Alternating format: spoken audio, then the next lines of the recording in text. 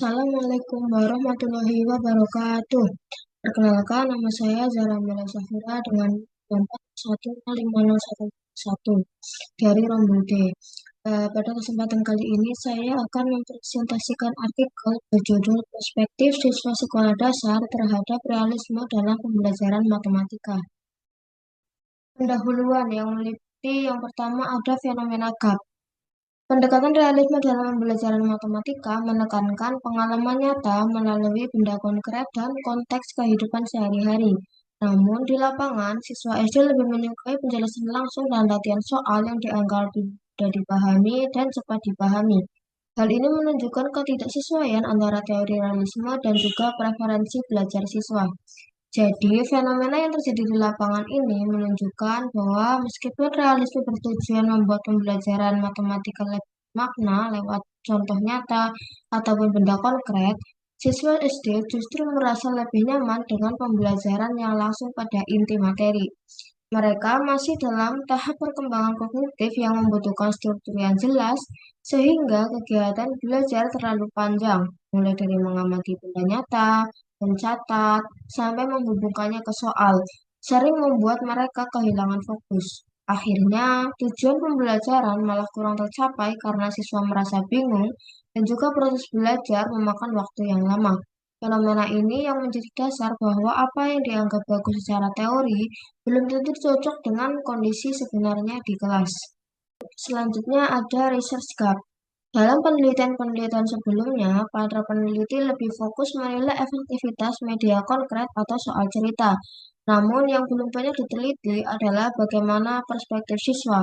Apakah mereka merasa metode ini membantu atau justru menyulitkan?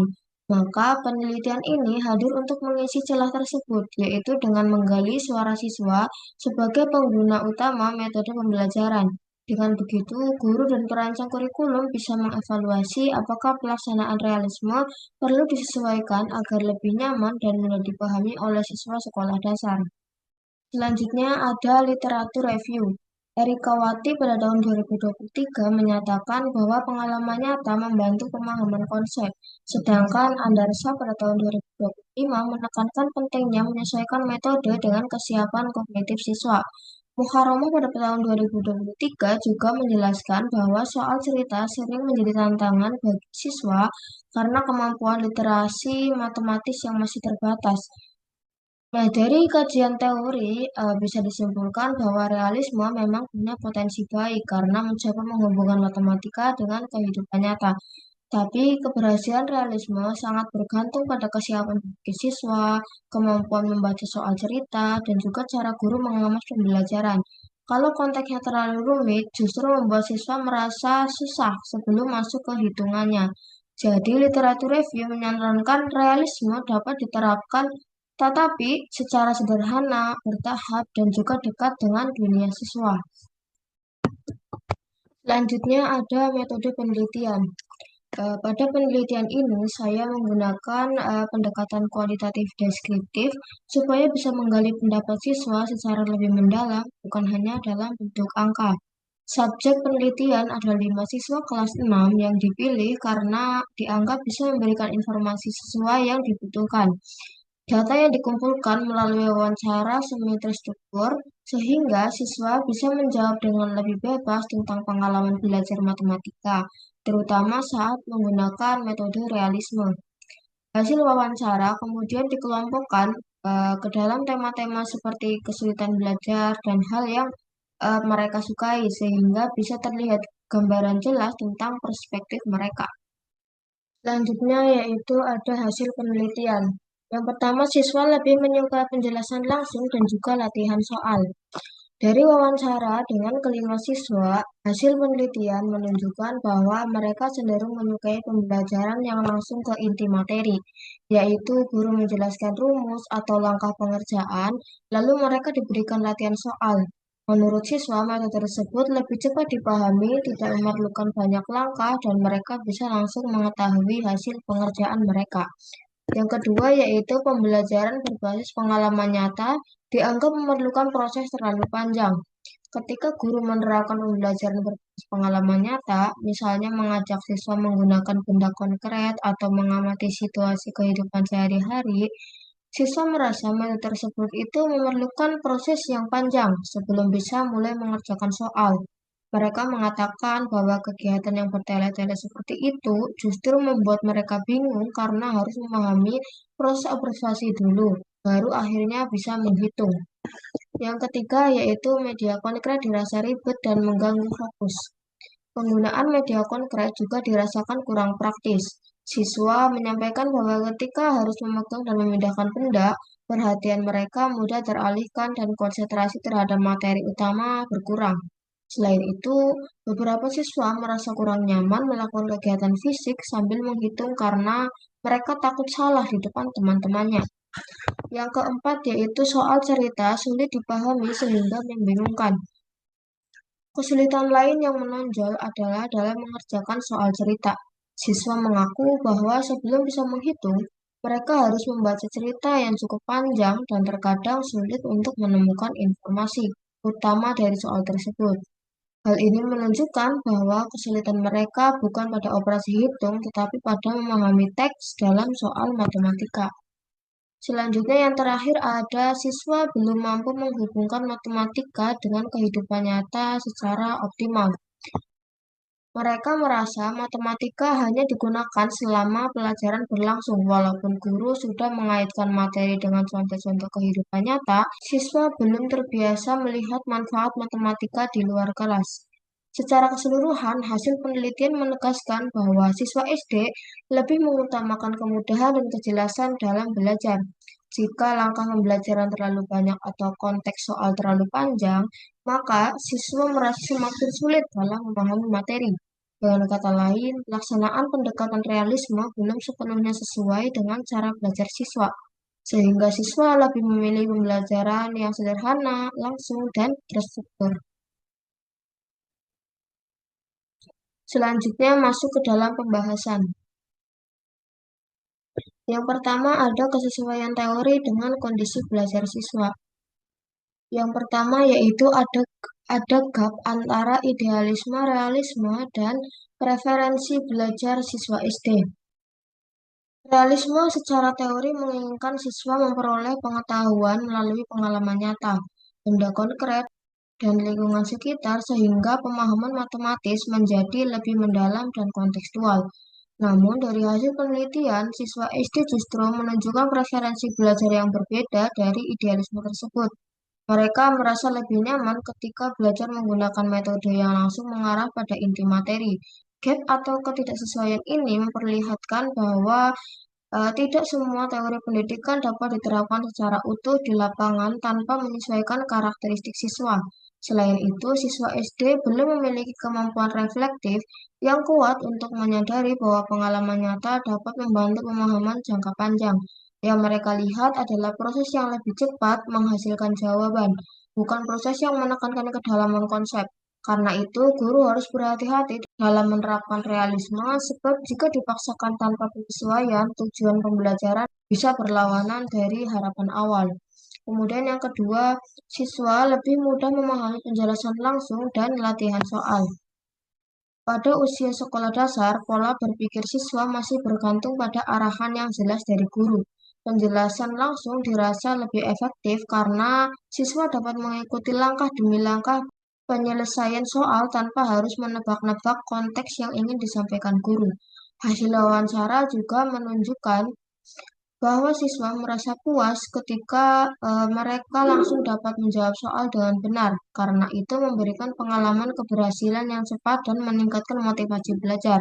Latihan soal yang terstruktur memberikan kepastian terhadap apa yang mereka pelajari. Itulah mengapa siswa merasa lebih mantap dan percaya diri ketika guru memberikan contoh konkret di papan tulis, lalu memberikan latihan dalam jumlah yang cukup. Jadi, preferensi siswa terhadap metode langsung bukan karena mereka tidak mampu belajar melalui konteks dunia nyata, melainkan karena cara tersebut memberikan rasa aman, jelas, dan hasil yang cepat terlihat dalam proses belajar matematika. Yang ketiga, pendekatan realistik sering dianggap lebih rumit dan memakan waktu. Pendekatan realistik menurut siswa untuk terlibat dalam analisis konteks sebelum memahami konsep matematikanya.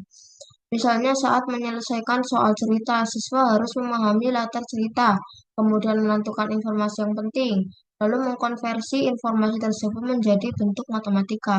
Proses ini memerlukan kemampuan literasi dan penalaran tingkat lebih tinggi yang sebenarnya masih berkembang pada siswa SD.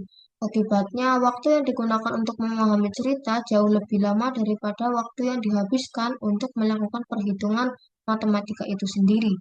Dalam beberapa kasus, guru akhirnya kehabisan waktu dan siswa justru tidak sampai pada esensi materi. Hal ini membuat siswa memandang metode realisme sebagai suatu pendekatan yang berat dan tidak efisien. Padahal tujuannya adalah agar mereka memahami konsep dengan lebih baik.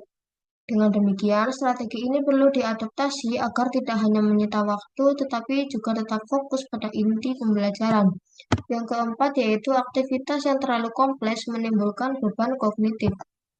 Dalam teori pembelajaran, kognitif anak SD masih berada pada tahap operasional konkret, sehingga kapasitas mereka dalam memproses banyak informasi secara bersamaan masih terbatas. Ketika aktivitas pembelajaran mengharuskan mereka memahami instruksi panjang, mengelola objek konkret, membaca teks soal yang rumit, sekaligus melakukan perhitungan, beban mental yang diterima menjadi terlalu besar.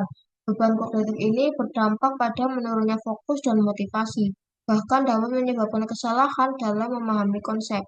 Siswa seringkali merasa kebingungan bukan karena materi matematikanya sulit, tetapi karena proses menuju materi itu terlalu kompleks. Jika kondisi ini terus terjadi, siswa bisa berkembang perspektif negatif terhadap matematika, seperti menganggap matematika itu selalu rumit atau melelahkan. Maka guru harus mampu menyederhanakan proses belajar agar tidak menimbulkan tekanan yang berlebihan bagi siswa. Selanjutnya, perkembangan kognitif dan gaya belajar. Yang pertama, siswa SD masih dalam tahap operasional konkret, yaitu butuh konsep yang lebih sederhana. Pada usia sekolah dasar, kemampuan berpikir siswa masih berada pada tahap operasional konkret. Artinya masih baru bisa memahami konsep matematika jika disajikan dalam bentuk yang nyata dan sederhana. Ketika pendekatan pembelajaran terlalu banyak analisis konteks, pengandaian situasi, atau tahap berpikir beruntut yang panjang, kemampuan kognitif mereka belum siap untuk mengikuti proses tersebut secara efektif. Siswa cenderung memerlukan alur yang langsung, jelas, dan tidak bertele-tele agar fokus belajar tetap terjaga. Oleh karena itu, meskipun teori realisme mengatakan bahwa konteks nyata akan memperkuat pemahaman, namun bagi siswa SD, konteks yang terlalu kompleks justru dapat mengganggu proses internalisasi konsep inti yang ingin dicapai dalam pembelajaran matematika. Yang kedua yaitu gaya belajar dominan, lebih ke visual dan verbal. Hasil wawancara memperlihatkan bahwa siswa SD sangat menyukai contoh soal yang ditulis guru di papan tulis, kemudian mereka menirukan langkahnya dalam latihan soal. Ini menunjukkan bahwa gaya belajar mereka lebih dominan pada visual dan praktik langsung. Mereka lebih mudah mengingat pola pengerjaan yang mereka lihat dengan jelas dan kemudian mempraktikkannya sendiri. Jika pembelajaran terlalu banyak aktivitas diskusi, eksplorasi lingkungan, atau permainan konteks yang panjang, siswa menjadi kehilangan arah mengenai apa yang sebenarnya harus dipahami. Maka, guru perlu mengkombinasikan pendekatan kontekstual dengan pemberian contoh visual yang konkret dan latihan yang cukup, agar siswa tetap merasa yakin dalam proses belajar mereka. Yang ketiga, media konkret dan aktivitas praktik tidak selalu meningkatkan fokus. Walaupun media konkret seperti kelereng, uang mainan, atau benda lain dianggap mampu membantu pemahaman, dalam praktiknya siswa SD sering justru terdistraksi oleh objek tersebut. Mereka bisa sibuk bermain atau memperhatikan benda tanpa menangkap konsep matematika yang ingin disampaikan. Aktivitas praktik yang terlalu banyak perpindahan atau manipulasi benda juga membuat perhatian siswa terpecah, sehingga tujuan pembelajaran tidak tercapai secara maksimal. Artinya, media konkret harus digunakan dengan tepat, bukan sekedar untuk membuat aktivitas terlihat menarik. Yang keempat, soal cerita sulit karena kemampuan literasi matematis masih berkembang. Banyak siswa SD masih mengalami kesulitan dalam membaca dan memahami teks panjang. Saat diberikan soal cerita, mereka terlebih dahulu harus mengerti makna cerita, kemudian memilah informasi penting, baru menerjemahkannya ke dalam bentuk matematika. Proses ini membutuhkan kemampuan literasi matematis yang tinggi. Jika kemampuan membaca dan memahami konteks belum kuat, maka siswa tidak hanya kesulitan menjawab soal, tetapi juga salah memahami maksud pertanyaan. Di sini muncul persepsi bahwa matematika itu sulit, padahal yang membuat mereka terhambat adalah pemrosesan bacaan, bukan operasi hitungnya. Selanjutnya ada implikasi untuk pembelajaran matematika. Yang pertama, realisme tetap penting, tetapi perlu disederhanakan dalam praktik. Realisme pada dasarnya sangat relevan untuk pembelajaran matematika karena memberikan kesempatan bagi siswa untuk memahami konsep melalui pengalaman nyata. Namun, temuan penelitian menunjukkan bahwa pendekatan ini sering terasa terlalu rumit bagi siswa SD yang masih membutuhkan penjelasan yang lebih langsung. Oleh karena itu, realisme sebaiknya tidak diterapkan dalam bentuk yang murni, tetapi diadaptasi menjadi lebih sederhana, singkat, dan jelas tahapannya.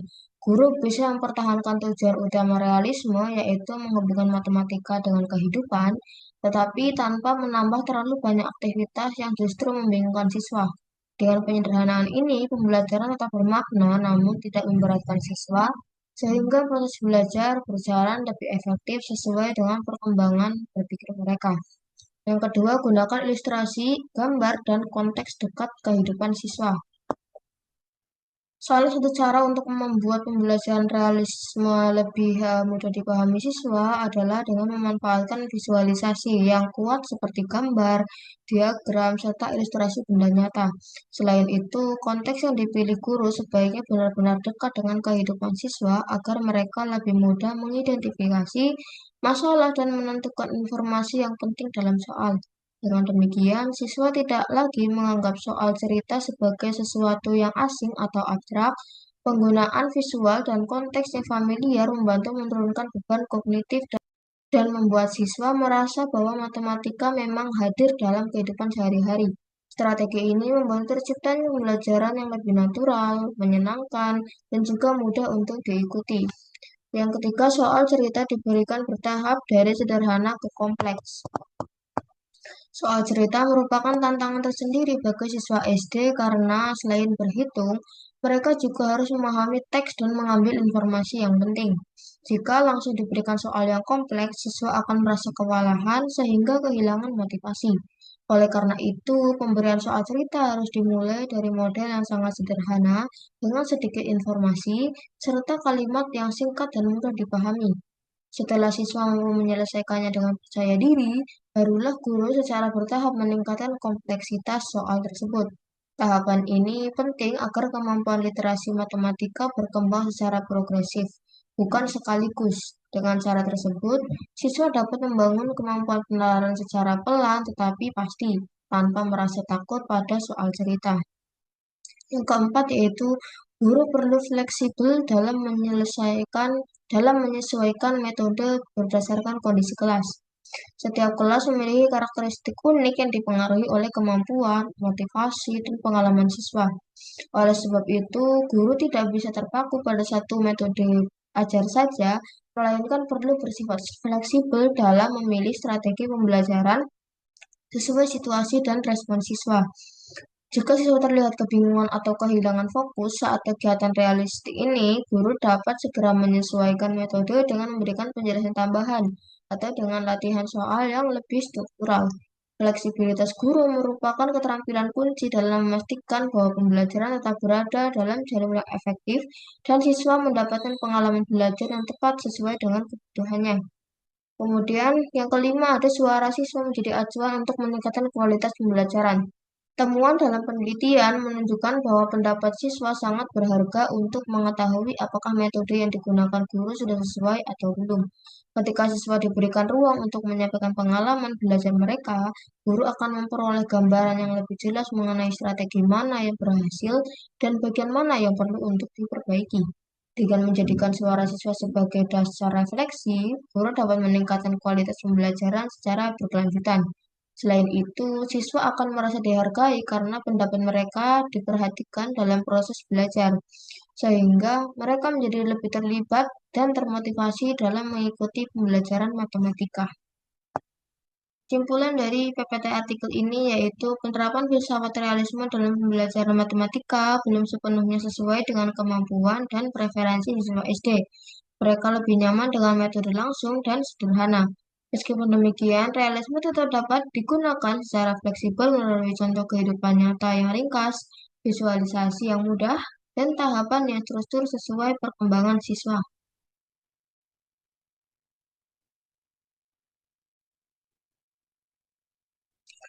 Berikut adalah lampiran pada waktu wawancara.